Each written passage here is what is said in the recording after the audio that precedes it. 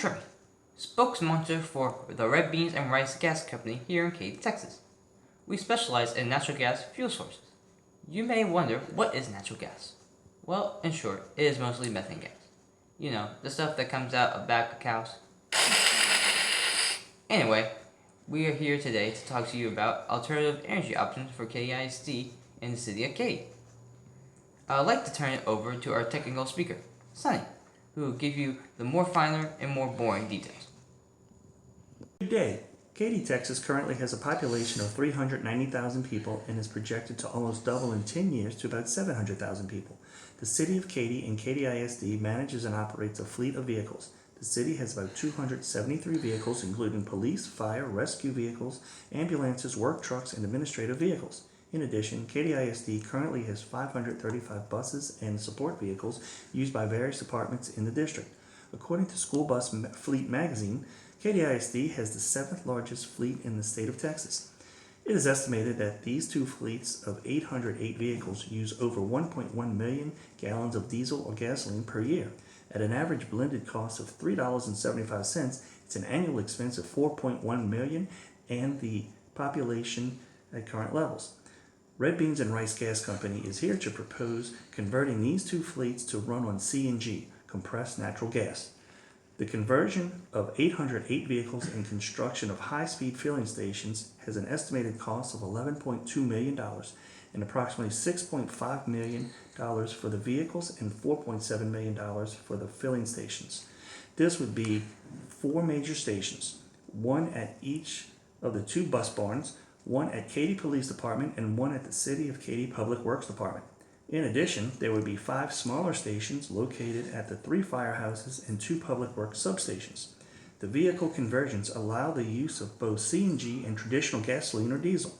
When using CNG, fuel economy is about the same as it was on the original fuel. The reasons for the switch are both financial and environmental. CNG is about $2 per gallon in South Texas today. There is an annual savings of $2 million per year or a 5.8-year payback.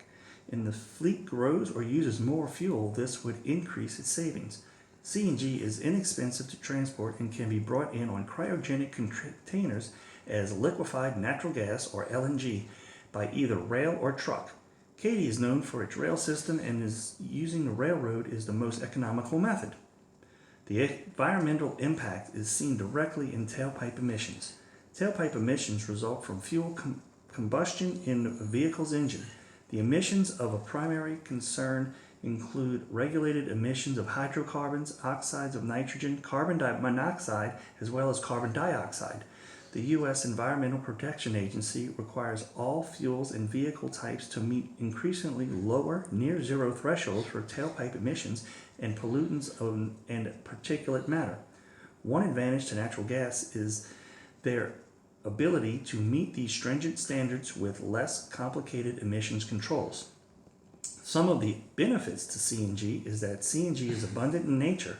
Also, being in a gaseous form, no distillation is required. Thus, the production cost of CNG is 50% lower than petrol or diesel.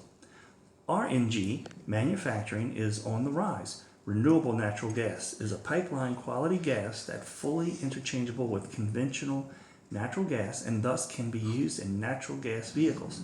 RNG is essentially biogas, the gaseous product of the decomposition of organic matter that has been processed to purity standards.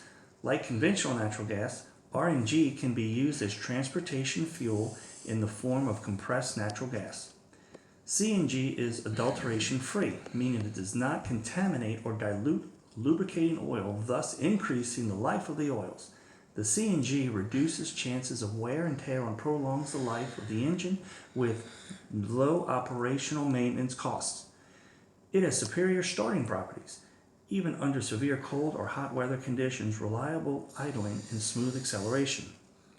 So, what is involved in CNG conversion? Well, there are very few technical barriers in the conversion.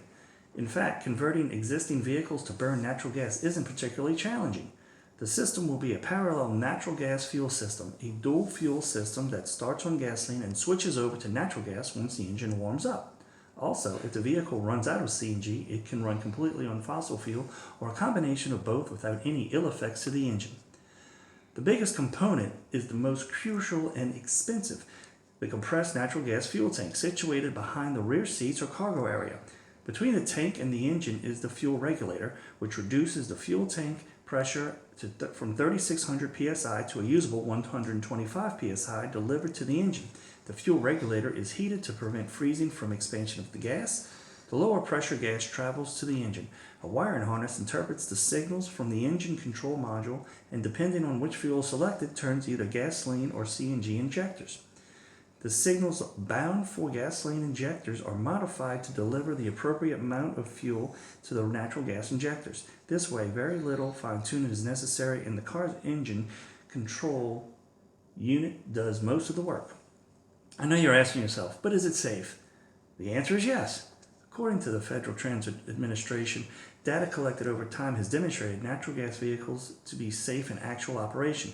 Based on a survey of 8,300 natural gas utility, school, municipal, and bus fleets that traveled 178 million miles on CNG, it was concluded that it is a safe fuel. Being lighter than air, it dispenses into the atmosphere in cases of leakage. If the concentration in the air is less than 5% or more than 15%, the gas will not burn even if presented with a spark. The natural gas fleet vehicle injury rate was 37% lower than the gasoline fleets.